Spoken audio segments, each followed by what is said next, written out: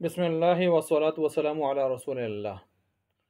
Azlan نام کا معنی، اذلان اذلان جو نام ہے یعنی الف ذال اور لام الف لا اور نون آگے ساکن، تو عربی، اردو اور فارسی زبان میں یہ مستعمل نہیں ہے، یعنی وہاں پر بے معنی نام ہوا، یہ بے معنی لفظ ہوا۔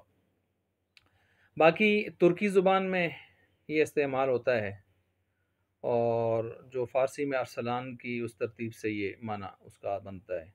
ملائی زبان میں بھی یہ استعمال ہوتا ہے۔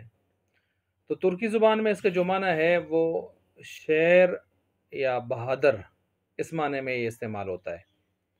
تو بہرحال جب یہ شیر اور بہادر نام معنی میں استعمال ہوتا ہے ترکی زبان میں، تو اس کا استعمال جائز ہوگا، یعنی یہ نام رکھا جا سکتا ہے۔